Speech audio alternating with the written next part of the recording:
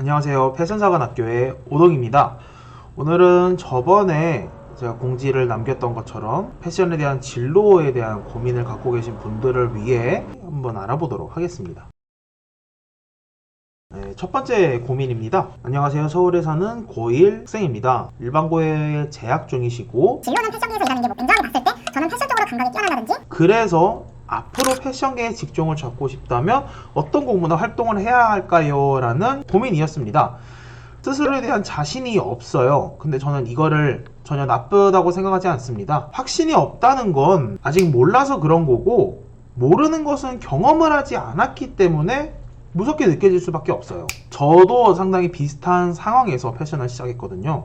저도 역시 일반계 고등학교, 인문계 고등학교를 다녔고 패션 학원에 들어갈 때 사실 정말 같은 고민을 많이 했어요. 그래서 상담을 받아보고 이걸 해야 될지 말아야 될지에 대한 고민이 꾸준히 있었는데 그 당시에는 학원비가 사실 좀 비싸기도 했어요. 근데 저는 사실 지금 말씀드리고 싶은 게 있다면 일단 경험을 했으면 좋겠어요. 경험을 무조건 하는 게 저는 맞다고 봅니다. 근데 경험이라는 것은 사실 스스로가 할 수 있는 것이라고 생각하지는 않아요. 일정 부분 외압이 좀 있어야 된다고 생각을 하거든요. 그래서 저는 학원을 추천해 드리는 거고요. 지금 상황에서 뭐 어떤 실력이 나온다던가 아이디어가 나온다던가 이걸 바라는 거는 아직 너무 이른 고민인 것 같아요.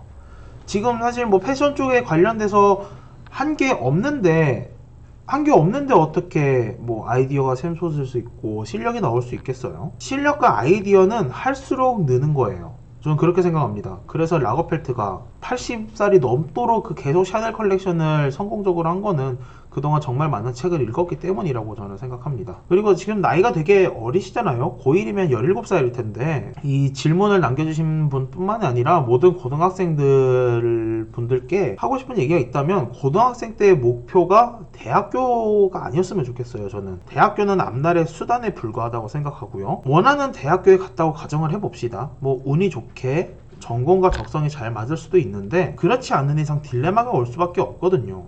경험을 하라고 말씀드리는 게 저도 사실 패션 처음 시작할 때 하고 안 되면 말지라는 마음으로 시작을 했어요. 근데 저는 그냥 뭐 운이 좋게 제가 하고 싶었던 거랑 잘 맞았던 거고 주위에서 넌 잘할 것 같지 않다라는 이런 소리를 들으니까 더 고민이 된다고 하시는데 저 역시도 이런 얘기를 많이 들었었습니다.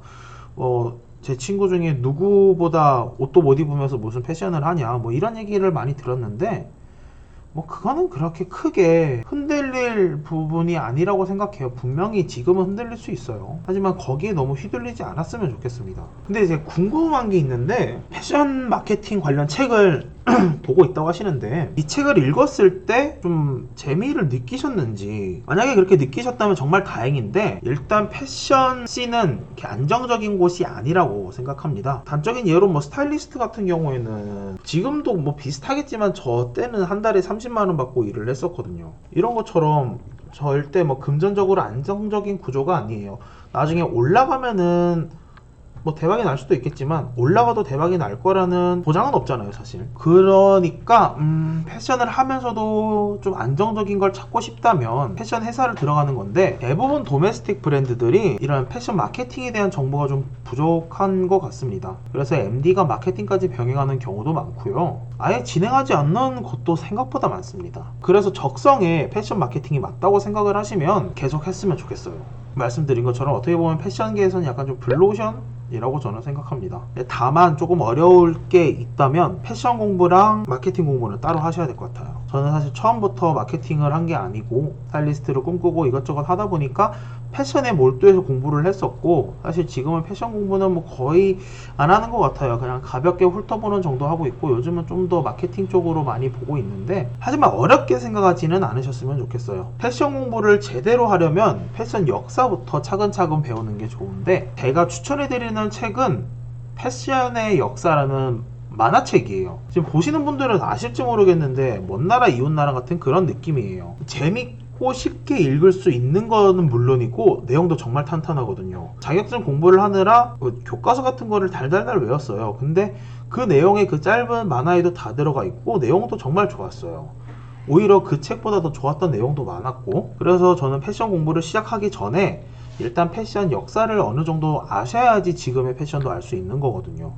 그래서 그 책을 먼저 읽으시고, 읽어보시다가 좀 더 관심이 생기는 게 있다면 더 찾아보시고, 그리고 나서 잡지를 읽는 게 좋을 것 같아요. 잡지가 아무리 죽었다고 할지라도 그 에디터들이 그렇게 쓰는 글은 정말 양질의 글이라고 생각합니다. 글뿐만이 아니라 또 화보도 엄청난 화보들이 많으니까 패션 공부를 하시는 분들은 그런 잡지를 좀 보는 걸 권장해 드리고요. 아무래도 그 잡지 보그나 W 이런 애들은 너무 하이 패션이에요. 그래서 와닿지 않을 수도 있는데, 요즘은 웹 매거진도 너무 잘 돼 있잖아요. 특히 무신사 매거진, 거기는 지금 당장에 우리가 피부로 접할 수 있는 패션에 대한 기사를 쓰니까, 정리하자면 패션 역사를 공부하시고 그 다음에 잡지를 보시고 무신사 매거진을 같이 보시면 더 좋을 것 같아요. 그 뒤에 패션 마케팅을 공부하고 싶으시다면 우리가 그 패션에 대해 알고 있던 지식과 마케팅 책에서 가르쳐주는 내용이 있을 거잖아요. 패션 마케팅이 아니라 마케팅 책을 보면은 좀 이상적인 얘기를 많이 할 거예요. 근데 그런 얘기들이 저는 정말 중요하다 생각하거든요.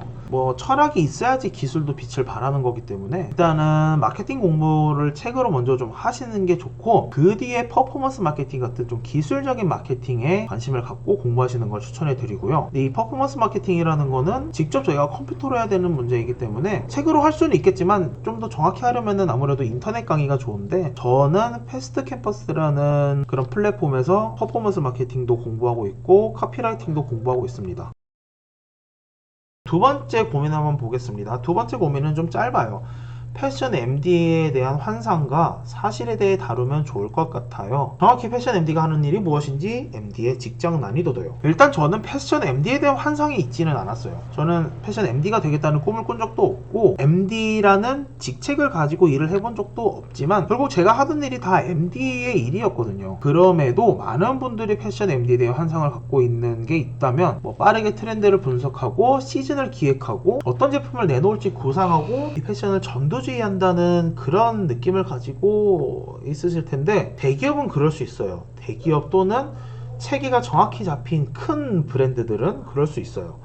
기획 MD랑 몰 MD 이렇게 두 개로 나눌 수 있을 텐데, 우리가 상상하는 그 MD는 대부분 기획 MD 쪽에 속할 거예요. 정말 큰 규모가 아닌 이상 대부분의 도메스틱 브랜드에서는 그냥 MD라는 직책을 달고 기획 MD의 일과 몰 MD의 일을 병행을 해요. 당장 쳐내야 되는 업무가 있잖아요. 뭐 협력사에서 뭐 기획전이 있어서 들어가야 된다, 할인을 해야 된다, 뭐 이런 이슈들이 있을 텐데, 이런 이슈들은 당장의 판매에 되게 직결적인 문제가 되기 때문에 기획을 잠시 미뤄둘 수 있어요. 우리가 생각하는 그런 거창한 일을 못할 수도 있어요. 실제로 MD지만 기획까지 넘어가는 경우가 없을 수도 있어요. 뭐 이렇게 몰 MD들은 그 협력사와의 그 소통과 스케줄 관리가 너무 중요하기 때문에 당장 닥쳐온 일을 쳐내야 되는 게 좀 급해서 기획 MD까지 못할 수도 있다, 뭐 요 정도고, MD가 하는 일이 무엇인지, MD가 하는 일은 기획 MD는 초반에 말씀드렸듯 뭐 진짜 말 그대로 기획이에요. 뭐 트렌드를 분석하고 브랜드에 맞게 제품과 시즌을 기획하고, 브랜드의 이미지가 없다면 브랜드의 이미지를 구축하는 작업까지 하겠죠. 그리고 몰 MD는 아까 말씀드렸던 것처럼 협력사 관리하고 자사 관리하고 프로모션을 언제 들어가고 뭐 이런 것들. 그래서 기획 MD는 좀 더 크리에이티브하다면 몰 MD는 현실적이다 라고 말씀드릴 수 있을 것 같아요. 뭐든지 다 하는 게 MD인 것 같아요.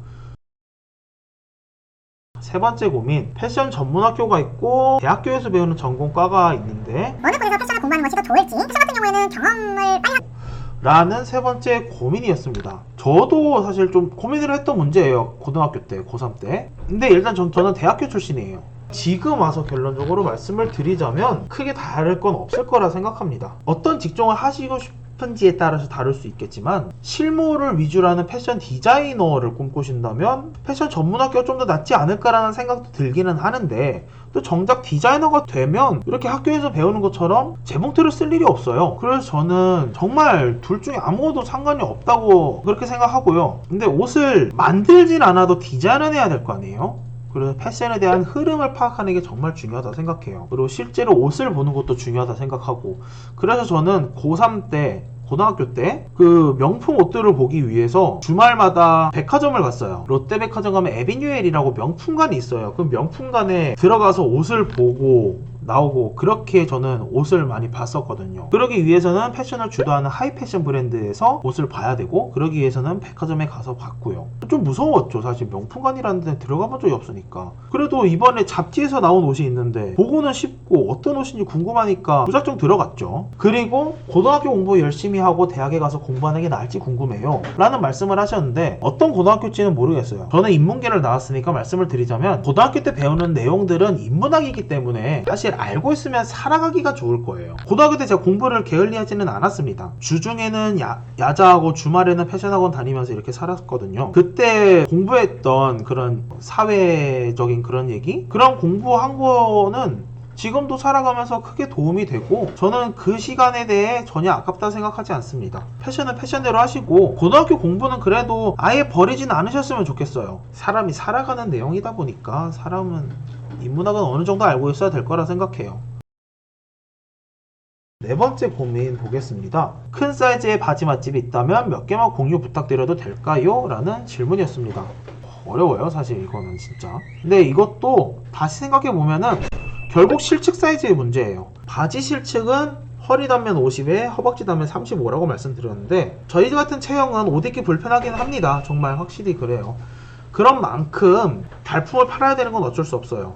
기본적인 바지가 필요하다면 뭐 텐다드만한 곳이 없습니다. 그렇지만 좀 더 디테일이 있고 예쁜 바지를 찾고 싶다면 4XR, 사실 요즘 4XR이 예전만큼 못하긴 한데 그래도 무텐다드보다는 좀 더 디테일이 많은 바지들이 있어서 4XR 추천해드리고, 뭐 보세도 괜찮으시다면 옷가네에 가시는 것도 괜찮을 것 같습니다. 근데 바지는 진짜 어려워요. 상의는 그나마 있는데 바지는 진짜 어렵습니다. 그리고 2번은 저 역시도 프레피하거나 클래식한 무드로 패션 무드를 바꿔가려고 노력 중인데, 맞춤아이에 대해 어떻게 생각하시나요? 맞춤아이 정말 좋습니다.